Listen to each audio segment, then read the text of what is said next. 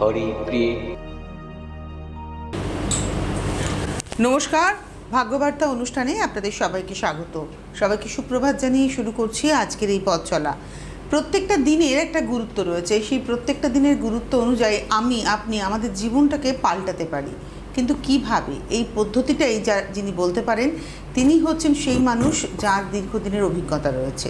আমাদের সঙ্গে যে মানুষটি রয়েছেন এই ভাগ্যবার্তা অনুষ্ঠানে, তার দীর্ঘদিনের অভিজ্ঞতা, মানুষকে ভালো রাখার অভিজ্ঞতা।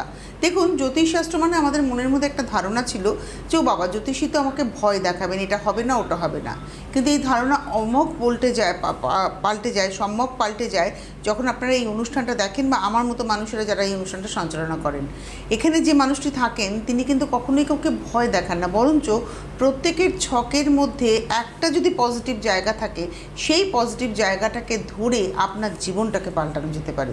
এবং এই জ্যোতিষশাস্ত্রের এই দিকটা যিনি দেখিয়েছেন তিনি হচ্ছেন পণ্ডিতজি ভৃগুশ্রী জাতক। অনেক অনেক স্বাগত, সুপ্রভাত। নমস্কার।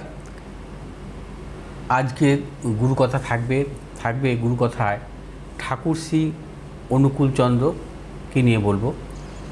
থাকবে আজকে রাশিফল এবং আপনাদের ফোনও থাকবে। আজ হচ্ছে শুক্লপক্ষের চতুর্দশী তিথি, সন্ধ্যে 6টা 6 মিনিট পর্যন্ত। তারপর শুরু হবে পূর্ণিমা তিথি। পূর্ণিমা তিথি থাকবে আগামীকাল সন্ধ্যে 7টা 40 মিনিট পর্যন্ত। আজ হচ্ছে বিষকুম্ভ যোগ। আজকের গোচরে আত্মকারক গ্রহ হচ্ছে মঙ্গল। আজকের গোচরে রাজ্যকারক গ্রহ হচ্ছে রবি এবং মঙ্গল। আজকের গোচরে অনুযায়ী অভিজিৎ মুহূর্ত দিবা 12টা 22 থেকে 1টা 10 মিনিট পর্যন্ত। আজকের রাহুকাল অপরাহ্ন 3টে 1 মিনিট থেকে 4টে 41 মিনিট পর্যন্ত। রবি আজকে অবস্থান করবে কর্কট রাশি পুষ্যা নক্ষত্রে। চন্দ্র আজকে অবস্থান করবে ধনুরাশি পূর্বাষাঢ়া নক্ষত্র থেকে উত্তরাষাঢ়া নক্ষত্রে প্রবেশ করবে। মঙ্গল আজকে অবস্থান করবে বৃষ রাশি মৃগশিরা নক্ষত্রে। বুধ আজকে অবস্থান করবে মিথুন রাশির পূর্ণবসু নক্ষত্রে। বৃহস্পতি আজকে অবস্থান করবে কর্কট রাশির পুষ্যা নক্ষত্রে। শুক্র আজকে অবস্থান করবে সিংহ রাশির পূর্ব ফাল্গুনী নক্ষত্রে। শনি আজকে অবস্থান করবে মীন রাশির রেবতী নক্ষত্রে। রাহু আজকে অবস্থান করবে কুম্ভ রাশির শতভিষা নক্ষত্রে। কেতু আজকে অবস্থান করবে সিংহ রাশির মঘা নক্ষত্রে। আজকের গোচর অনুযায়ী চন্দ্র অবস্থান করছে ধনুরাশিতে। চন্দ্রের দ্বিতীয় এবং দ্বাদশে কোনো গ্রহ নেই। চন্দ্রের দ্বিতীয় এবং দ্বাদশে কোনো গ্রহ না থাকলে আমরা তাকে বলি কেমোদ্রম যোগ। কেমোদ্রম যোগ অত্যন্ত অশুভ যোগ। কেমোদ্রম যোগে জাতক জাতিকাদের জীবনে কিন্তু মানসিক প্রচণ্ড বিড়ম্বনা থাকে, অর্থাৎ মানসিক অস্থিরতা, চাঞ্চল্য এবং মানসিক কারণে তাদের জীবনে কিন্তু অনেক ক্ষেত্রে কিন্তু সাফল্য আসে না। কারণ চন্দ্র হচ্ছে মনের কারক গ্রহ এবং তাদের জীবনে দেখা যায় যে উচ্চশিক্ষার ক্ষেত্রে বা কর্মজীবনের ক্ষেত্রে নানা রকম মানসিক প্রতিকূলতা আসে। এবং কেমোদ্রম যোগের জাতক জাতিকাদের চন্দ্রের মহাদশা কিন্তু অত্যন্ত অশুভ ফল আসে। এবং তার পাশাপাশি দেখা যাচ্ছে চন্দ্র এবং বুধ সমসপ্তম। চন্দ্র বুধের সহাবস্থান এবং চন্দ্র বুধের সমসপ্তম অত্যন্ত অশুভ। সেক্ষেত্রে সেই জাতক জাতিকাদের শারীরিক বিড়ম্বনাও কিন্তু আসে চন্দ্রের মহাদশায়। আরেকটু অশুভ যোগ আজকের গোচরে আছে, সেটি হচ্ছে শকট যোগ। শকট যোগ হচ্ছে অত্যন্ত অশুভ যোগ। বৃহস্পতি এবং চন্দ্রের যদি কখনো ষষ্ঠ অষ্টম সম্পর্ক থাকে তাহলে কিন্তু শকট যোগের সৃষ্টি হয়। শকট যোগের জাতক জাতিকাদের জীবনে কিন্তু নানা রকম মানসিক প্রতিকূলতা, শারীরিক প্রতিকূলতা, অর্থনাশ, গুপ্ত শত্রু বৃদ্ধি হতে পারে এবং কর্মজীবন বা ব্যবসা ক্ষেত্রে নানা রকম প্রতিকূলতা আসতে পারে। মূলত দেখা যায় বৃহস্পতির দশা চন্দ্রের অন্তর্দশা বা চন্দ্রের দশা বৃহস্পতির অন্তর্দশায় শকট যোগ হচ্ছে অত্যন্ত অশুভ যোগ। এবং শকট যোগ যদি থাকে কোনো জাতক জাতিকার, সেক্ষেত্রে বৃহস্পতি চন্দ্রের দশান্তর্দশায় তার ব্যবসা ক্ষেত্রে প্রবল অর্থনাশ হতে পারে এবং তার পাশাপাশি ঋণ এবং নানাবিধ মানসিক বিড়ম্বনা হতে পারে এবং শত্রু, গুপ্ত শত্রু দ্বারা তার জীবনে কিন্তু নানাবিধ সমস্যার সৃষ্টি হতে পারে। শকর দোষ অত্যন্ত অশুভ যোগ এবং চন্দ্র বৃহস্পতি এবং বৃহস্পতি চন্দ্রের দশান্তদশায় সতর্কতা অবলম্বন করতে হয়। মেষ রাশি জাতক জাতিকাদের ক্ষেত্রে আজকের দিনটি শুভ, অর্থলাভ, কর্মক্ষেত্রে সম্মান বৃদ্ধি এবং মেষ রাশি জাতক জাতিকারা দূরযাত্রার ক্ষেত্রে সাফল্য পাবেন। মেষ রাশির জাতক জাতিকারা আজ যে কোনো শুভ কাজের ক্ষেত্রে দক্ষিণ পূর্ব দিক অগ্রসর হবে সাফল্য। শুভ রং হচ্ছে আপনাদের লাল এবং সবুজ। আজ 1 সংখ্যার জাতক জাতিকার ক্ষেত্রে শুভ, 3 সংখ্যার জাতক জাতিকার ক্ষেত্রে অশুভ। বিশ্বরাশির জাতক জাতিকাদের ক্ষেত্রে আজকের দিনটি নানাবিধ প্রতিকূলতা। আজও অর্থনাশ, কর্মক্ষেত্রে নানা রকম গুপ্ত শত্রু বৃদ্ধি হতে পারে, অপচয় হতে পারে। বিশ্বরাশির জাতক জাতিকারা আজকে সর্বক্ষেত্রে ভেবেচিন্তে অগ্রসর হবেন। আজকে আপনাদের শুভ দিক হচ্ছে উত্তর পশ্চিম দিক। শুভ রং আপনাদের সাদা এবং লাল। আজ 2 সংখ্যার জাতক জাতিকার ক্ষেত্রে শুভ, 5 সংখ্যার জাতক জাতিকার ক্ষেত্রে অশুভ। মিথুন রাশির জাতক জাতিকাদের ক্ষেত্রে আজকের দিনটি শুভ। আজও আপনাদের অর্থনৈতিক সাফল্য, কর্মক্ষেত্রে সাফল্য। ব্যবসায়ীদের ক্ষেত্রে আজকের দিনটি অত্যন্ত শুভ এবং মিথুন রাশির জাতক জাতিকারা আজ যে কোনো শুভ কাজের ক্ষেত্রে উত্তর পশ্চিম দিক অগ্রসরে সাফল্য। আজকে আপনাদের শুভ রং সবুজ এবং লাল। আজ 8 সংখ্যার জাতক জাতির ক্ষেত্রে বিশেষভাবে শুভ, 6 সংখ্যার জাতক জাতির ক্ষেত্রে অশুভ। কর্কট রাশি জাতক জাতিকাদের ক্ষেত্রে আজকের দিনটি নানাবিধ প্রতিকূলতা। কর্কট রাশি জাতক জাতিকারা আজকের দিনটি সর্বক্ষেত্রে ভেবেচিন্তে অগ্রসর হবেন। অর্থনৈতিক উন্নতির ক্ষেত্রে ব্যাহত, প্রিয়জনের সাথে মতানৈক্য, গুপ্ত শত্রু বৃদ্ধি হতে পারে। ব্যবসায়ীদের ক্ষেত্রে সতর্কতা অবলম্বন করতে হবে। যারা পেশাগত ব্যবসার সাথে যুক্ত আছেন অত্যন্ত অশুভ। আজ আপনারা যে কোনো শুভ কাজের ক্ষেত্রে পশ্চিম দিক এবং উত্তর দিকে অগ্রসর হবে সাফল্য। শুভ রং হচ্ছে আপনাদের সাদা এবং লাল। 9 সংখ্যার জাতক জাতির ক্ষেত্রে শুভ, 8 সংখ্যার জাতক জাতির ক্ষেত্রে অশুভ। সিংহ রাশি জাতক জাতিকাদের ক্ষেত্রে আজকের দিনটি অর্থলাভ, কর্মক্ষেত্রে সাফল্য, ব্যবসা ক্ষেত্রে সাফল্য। সিংহ রাশি জাতক জাতিকারা আজ যে কোনো শুভ কাজের ক্ষেত্রে পূর্ব উত্তর দিকে অগ্রসর হবে সাফল্য। শুভ রং হচ্ছে আপনাদের লাল এবং হলুদ। আজ 1 সংখ্যার জাতক জাতির ক্ষেত্রে শুভ, 8 সংখ্যার জাতক জাতির ক্ষেত্রে অশুভ। কন্যা রাশির জাতক জাতিকাদের ক্ষেত্রে আজকের দিনটিও শুভ। আজও আপনাদের অর্থনৈতিক সাফল্য, কর্মক্ষেত্রে সাফল্য। ব্যবসায়ীদের ক্ষেত্রে আজকের দিনটি বিশেষভাবে শুভ। যারা পেশাগত ব্যবসায় যুক্ত আছেন অত্যন্ত শুভ। শুভ দিক পূর্ব এবং উত্তর। শুভ রং আপনাদের সবুজ এবং লাল। আজ 6 সংখ্যার জাতক জাতির ক্ষেত্রে বিশেষভাবে শুভ, 3 সংখ্যার জাতক জাতির ক্ষেত্রে অশুভ। তুলা রাশির জাতক জাতিকাদের ক্ষেত্রেও আজকের দিনটি নানাবিধ প্রতিকূলতা। আজ সর্বক্ষেত্রে সতর্কতা অবলম্বন করবেন। শারীরিক মানসিক প্রতিকূলতা, অর্থনাশ, গুপ্ত শত্রু বৃদ্ধি হতে পারে। তুলা রাশির জাতক জাতিকারা আজ যে কোনো শুভ কাজের ক্ষেত্রে উত্তর পশ্চিম দিকে অগ্রসর হবেন সাফল্য। আজ আপনাদের শুভ রং সাদা এবং লাল। আজ 2 সংখ্যার জাতক জাতির ক্ষেত্রে অশুভ, 1 সংখ্যার জাতক জাতির ক্ষেত্রে শুভ। বৃশ্চিক রাশির জাতক জাতিকাদের ক্ষেত্রে আজকের দিনটি নানাবিধ সাফল্য, অর্থলাভ, কর্মক্ষেত্রে সাফল্য, ব্যবসা ক্ষেত্রে সাফল্য। আজকে দূরযাত্রার ক্ষেত্রে সাফল্য পাবেন, সন্তানের সাফল্যের প্রবল যোগ। আজ বৃশ্চিক রাশির জাতক জাতিকারা যে কোনো শুভ কাজের ক্ষেত্রে দক্ষিণ পূর্ব দিকে অগ্রসর হবেন সাফল্য। আজ আপনাদের শুভ রং হচ্ছে আপনাদের লাল এবং হলুদ। আজ 4 সংখ্যার জাতক জাতির ক্ষেত্রে বিশেষভাবে শুভ, 3 সংখ্যার জাতক জাতির ক্ষেত্রে অশুভ। ধনুরাশির জাতক জাতিকাদের ক্ষেত্রে আজকের দিনটি নানাবিধ প্রতিকূলতা। সর্বক্ষেত্রে ভেবেচিন্তে অগ্রসর হবেন। আজ অর্থনাশ, গুপ্ত শত্রু বৃদ্ধি হতে পারে কর্মস্থানে। ব্যবসায়ীদের ক্ষেত্রে সতর্কতা অবলম্বন করতে হবে, কোনো রকম ঝুঁকি নেবেন না। আজ ধনুরাশির জাতক জাতিকারা যে কোনো শুভ কাজের ক্ষেত্রে দক্ষিণ পূর্ব দিকে অগ্রসর হবে সাফল্য। শুভ রং হচ্ছে আপনাদের হলুদ এবং লাল। আজ 4 সংখ্যার জাতক জাতির ক্ষেত্রে বিশেষভাবে শুভ, 5 সংখ্যার জাতক জাতির ক্ষেত্রে অশুভ। মকর রাশির জাতক জাতিকাদের ক্ষেত্রেও আজকের দিনটি নানাবিধ প্রতিকূলতা আছে। আজ কর্মক্ষেত্রে গুপ্ত শত্রু বৃদ্ধি হতে পারে, অর্থনৈতিক উন্নতির ক্ষেত্রে ব্যাহত। যারা ব্যবসা করছেন ব্যবসা ক্ষেত্রেও নানা রকম প্রতিকূলতা আসার সম্ভাবনা প্রবল। আজ মকর রাশি জাতক জাতিকারা যে কোনো শুভ কাজের ক্ষেত্রে পূর্ব উত্তর দিকে অগ্রসর হবে সাফল্য। শুভ রং হচ্ছে আপনাদের নীল এবং লাল। 5 সংখ্যার জাতক জাতির ক্ষেত্রে শুভ, 9 সংখ্যার জাতক জাতির ক্ষেত্রে অশুভ। কুম্ভ রাশির জাতক জাতিকাদের ক্ষেত্রে আজকের দিনটি অর্থলাভ, কর্মক্ষেত্রে সাফল্য। ব্যবসায়ীদের ক্ষেত্রে আজকের দিনটি বিশেষভাবে শুভ। আজ কুম্ভ রাশির জাতক জাতিকারা যে কোনো শুভ কাজের ক্ষেত্রে দক্ষিণ পশ্চিম দিকে অগ্রসর হবে সাফল্য। শুভ রং হচ্ছে আপনাদের নীল এবং লাল। আজ 8 সংখ্যার জাতক জাতির ক্ষেত্রে বিশেষভাবে শুভ, এবং 7 সংখ্যার জাতক জাতিকার ক্ষেত্রে অশুভ। মীন রাশির জাতক জাতিকাদের ক্ষেত্রে আজকের দিনটি বিশেষভাবে শুভ।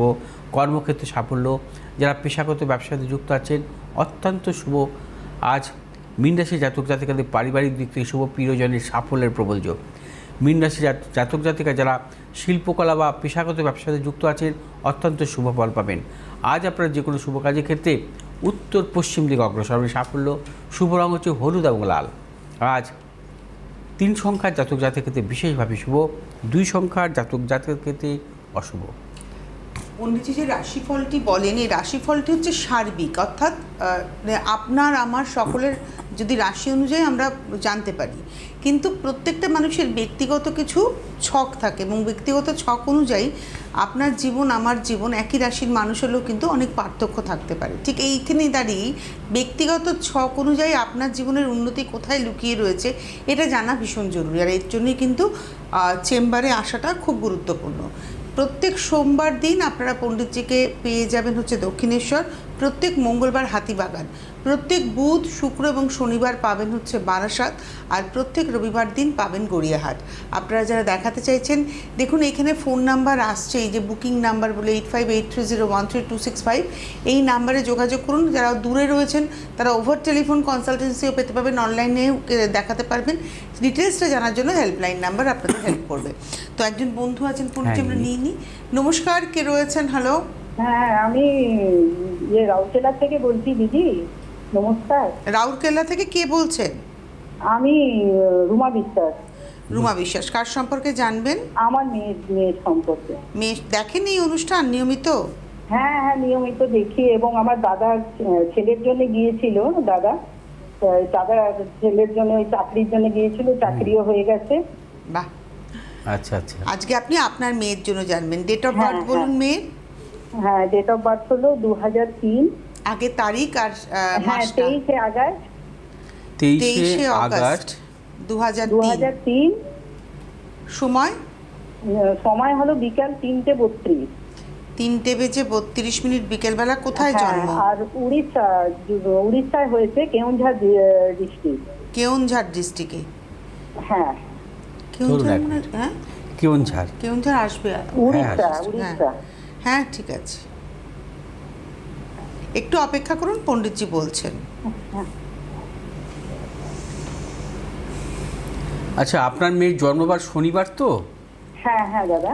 শনিবার জন্ম, ধনু লগ্ন, মিথুন রাশি, আদ্রা নক্ষত্র, নরগণ, এগুলো জানতেন তো? হ্যাঁ হ্যাঁ। আচ্ছা ঠিক আছে, এবার একটু জন্মছকে আসছি। জন্মছক অনুযায়ী মঙ্গল গ্রহ হচ্ছে রেট্রোগেট অবস্থায় ছিল জন্মকালীন। আচ্ছা, এবার একটু আমি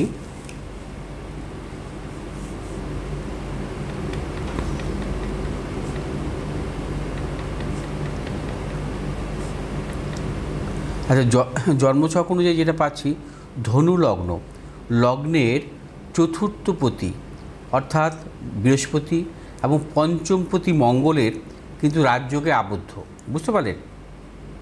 চতুর্থ পঞ্চমের যদি কখনো রাজযোগে আবদ্ধ থাকে সেক্ষেত্রে সেই জাতক জাতিকার মানে উচ্চশিক্ষা কিন্তু হয়, ঠিক আছে? 1 2 নম্বর হচ্ছে সপ্তম অষ্টম নবম অর্থাৎ ভাগ্যভাবে ভাগ্যপতি রবি এবং বৃহস্পতি শুক্রের অবস্থান, অর্থাৎ ভাগ্যপতি ভাগ্যভাবেই অবস্থান করছে, কর্মপতি বুধ কর্মভাবেই অবস্থান করছে, আর লগ্নে বৃহস্পতি স্বক্ষেত্রে দৃষ্ট। আচ্ছা, অর্থাৎ লগ্নপতি লগ্নেই দৃষ্ট আছে। জন্মছক কিন্তু অত্যন্ত ভালো ছক। হ্যাঁ, এবার এটা মহাদশাটা দেখে নিচ্ছি ওর এখন বর্তমানে মহাদশা চলছে বৃহস্পতি, তারপরে আসবে শনির মহাদশা জুলাই মাস থেকে 2028-এর। আচ্ছা, শনি ওর জন্মছকে সপ্তমভাবে অবস্থান করছে, আর বৃহস্পতির সঙ্গে এই মুহূর্তে চলছে রাহুর অন্তর্দশা বোধহয় চলছে। 1 মিনিট ধরুন, আমি দেখে বলে দিচ্ছি।